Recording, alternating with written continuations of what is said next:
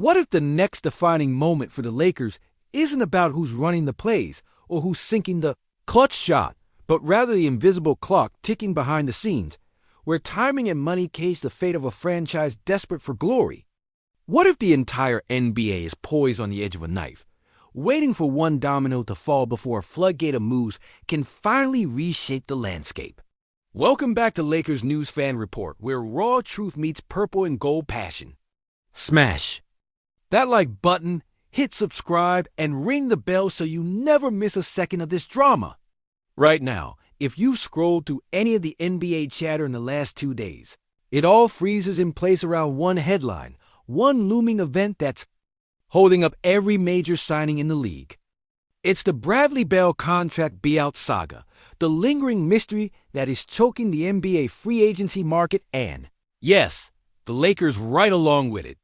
Phoenix Suns reporter John Gambadoro's insider takes make it clear this should have wrapped up by now, July 8th at the latest, but here we are, still caught in the waiting game. Everyone from the LA Clippers to the Golden State Warriors is holding their breath, watching, waiting for Bell to officially hit the market before moving on. Their own deals. The ripple effect is massive. Players like Anthony Melton and Malcolm Brogdon, solid backcourt options who have been linked to the Lakers, won't even entertain offers until Bell's fate is sealed. Why? Because the market is hungry for real value, and teams won't budge on offers until they know who they're really chasing. The Lakers are no exception. Reports from both Gambadoro and Evan Sidery confirm the Lakers are in the running. They're one of 5 teams poised to make a move on Bell once the buyout is official. But here's the brutal truth that stings deep. The Lakers simply cannot offer Bell what others can. Their cap situation is tight. They don't have the full biannual exception, only about $3.9 million out of a possible $5.1 million, while Bell is expected to command something closer to $14.1 million. This isn't small change. It's a gulf so wide.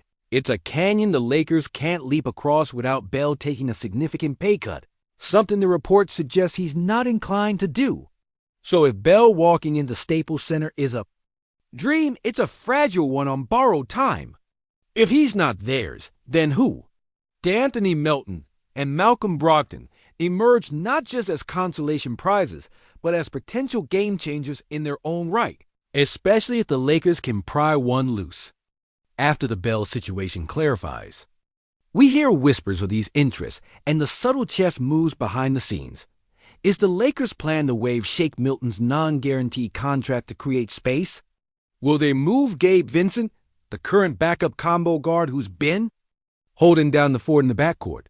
The answers lie tangled in a web of rumors and tactical patience. Yon Buha from The Athletic mentions the buzz around Melton has softened for the Lakers, tilting more toward him, potentially returning to Golden State, the team that initially signed him before injury struck last year. His record speaks volumes. A defensive pest who averages 1.4 steals per game, while also spacing the floor at nearly 37% from three-point range, averaging over 4 attempts per game and improving year after year. Yet, the shadow of his injury looms large, only 44 games in the last 2 years, torn ACL still a hurdle to clear. If healthy, he's the ideal wing defender and shooter the Lakers desperately need as a complementary piece. But if Melton slips through to Golden State, then Malcolm Brogdon becomes the next stop on the Lakers' radar, though with caution flags of his own. At 32, coming off injury-prone seasons with fewer than 25 games played recently, he brings a veteran savvy that could stabilize the bench, but also the risk of limited availability. Brogdon's offering is undeniable, a crafty point guard with a career assist-to-turnover ratio of nearly 3-to-1, efficient playmaking behind Luka Dončić, LeBron James, and Austin Reaves, marking a blend of offensive skill and shooting prowess about 39% from deep on high volume, with valuable playoff experience spanning stints in Boston, Milwaukee, and Indiana. He's a professional, a guy who could slot in seamlessly, but there's a catch. The Lakers aren't alone in this chase. The list that follows him includes powerhouses like the Clippers, Suns, Warriors, Timberwolves, Pelicans, Kings, and Bucks. If Brogdon signs for a minimum deal, it won't be for lack of offers nor options elsewhere. Would he choose purple and gold over those? Hard to say, but it's not guaranteed. And if the Lakers strike out on Bell, Melton, and Brogdon, then where do they turn? Do they settle? Hold on to Shake Milton and hope for a break? Or dig even deeper? Into the free agent market where a recurring trend emerges, the Lakers are circling players linked through agency, namely Bill Duffy, the same agent representing Anthony Davis and DeAndre Ayton, building threads that might reweave this team's fabric. Amir Coffey, a 28-year-old former Clipper with the size 6'7", with a 6'8" wingspan and a decent 3-and-D profile not far off from what is needed, is one intriguing option. He's solid, young enough, and could provide wing depth that the Lakers sorely lack. Then there's Gary Payton II, the pestering defensive specialist who earned his stripes wearing Golden State colors. While not a sharpshooter at large 34% career from deep, he does shoot nearly 40% from the corner and specializes in chaos creation on defense. His energy could pump into the Lakers' defense-oriented phalanx, especially if Anthony Melton slips away to the Warriors. These signings will carry a different vibe, not headline-grabbing, but character-building, gritty moves signaling a team aware of its limits but desperate to build a sustainable contender around its stars. Yet all this stands frozen, echoing into a void of uncertainty. The entire NBA seems paralyzed, caught in the gravitational pull of Bradley Beal's contract buyout until that moment crystallizes. Everything else is tentative, hesitant, and unfulfilled. For the Lakers, this feels painfully familiar. A franchise caught between urgency and cap constraints, dreaming of that final piece but shackled by circumstance. The ghosts of past failed summers whisper in the background, reminding fans how close they've come before, how often the off-court drama sunk what should have been championship runs. Now, with LeBron in the twilight of his career, with AD's health never guaranteed, with Austin Reaves emerging as a beacon of hope, every move this offseason carries weight no previous offseason did.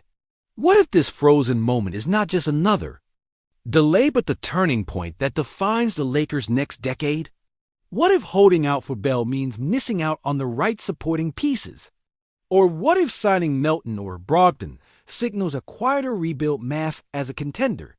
As a lifelong Lakers fan, I can't help but feel a knot in my stomach where hope and dread collide. We stand again on the knife's edge between destiny and disappointment, watching a market trapped in limbo, the masterpieces yet unscripted. So, is this the start of a new empire sculpted by patience, savvy, and star attraction? Or the beginning of our unraveling, stalled by indecision and the cruel economics of the game? Drop your take in the comments. I'll be reading every one. Listen up, Lakers Nation. Buckle in because this isn't just another off-season update. It's a gut punch, a battlefield where legacies are forged or shattered, where dreams either ignite or flicker out in the cruel LA summer sun. Right now, LeBron James sits at the axis of all this chaos, the anchor of this franchise's heartbeat, and every single move we make echoes through the corridors of his legacy. We all know the truth. LeBron isn't just playing for rings anymore. He's playing for immortality, fighting to defy Father Time's cruel designs while carrying the weight of purple and gold like Atlas. But here's the kicker: how much longer can he shoulder this? How much longer can Anthony Davis endure the relentless injury toll, the brutal demands that this team piles on him night after night? AD once looked like the cornerstone of human wrecking ball with the game's most graceful agility. But now, every twitch and tweak sends shockwaves through the locker room, breeding a quiet fear that every season might be the last at full health. And in the shadows of those giants rises Austin Reaves, the kid from Wichita State nobody gave a chance until he carved his way into our hearts. Reaves isn't just a player anymore. He's a symbol of survival and hope in a sea of fading stars. But what if he's the bridge between eras, the glue that holds together a fractured legacy as LeBron wanes and the front office scrambles? What if Reaves is the only pure character this team actually shapes? The spark that ignites a new chapter while the old guard wrestles with the past. Now flip the lens, peel back the purple and gold curtain, and examine the front office storm. Brewing behind the scenes, Jeannie Buss remains the steadfast ruler, the iron-willed matriarch determined to claw back Lakers' glory on her terms. But whispers swirl around the possibility of a billionaire stepping into the ring, someone with pockets deep enough to redraw the boundaries of power in this league. Imagine the seismic shift if a new owner crashes this dynasty, wielding cash and clout like a wrecking ball. Would Jeannie hold firm, steering her ship through treacherous waters with Lakers DNA burning in her veins? Or could this outsider rest? Control, plunging the franchise into a brand new era, one where loyalty and legacy clash violently with commerce and spectacle? The history of this team is littered with power struggles, and gambles remember the magic of the 80s Showtime era, where Jerry Buss revolutionized basketball with glitz and grit. Or the 2000s dynasty, where Shaq and Kobe forged an unbreakable bond and made the Staples Center a fortress of fury. Then the 2010 vindication, the Kobe-led revenge tour that proved the doubters wrong, and of course, the 2020 bubble banner, a testament to resilience amid pandemic chaos. But every throne has a price. What if we're staring down the barrel of another decline, another fracturing of identity, because this franchise can't navigate the financial labyrinth or the shifting NBA tides fast enough? And speaking of tides, the West is a cauldron of menace, a wild beast snapping at the Lakers' heels, smelling blood in the water. The Warriors, forever the Goliath, have shown cracks, injuries, depth questions, and a roster in flux with young blood fighting for minutes. Could this offseason be the moment that breaks their grip? If the Lakers land a backcourt assassin like Brogdon or a defensive disruptor like Melton, is it enough to topple the Golden State dynasty or just a Band-Aid? Then the Nuggets lurk, dynamic and unpredictable. Jokić defying physics from the post, Malone and Murray snapping in tandem. But how does Denver respond to this stalled market? Are they patient predators or reckless hunters? The Suns and Clippers chase their own dreams amid this gridlock, watching the Lakers wobble, perhaps waiting for that fatal misstep. Imagine the Clippers finally breaking free from the shadow of purple and gold if the Lakers miscalculate, or Phoenix rising further like a fiery phoenix, exacting vengeance for their own title chase denied.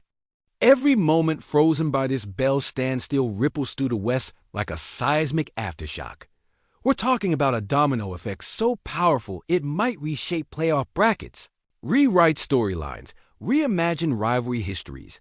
Picture this: the Staples Center crowd on Game 7. An electrified cauldron of noise and tension, the air thick with expectation and dread, as the Lakers scramble to hold on to relevancy, clutching at signings that may or may not materialize. The front office moves feel like the final act of a Shakespearean drama, every decision heavy with consequences, not just for this season, but for the soul of the franchise. But what if the franchise falters now?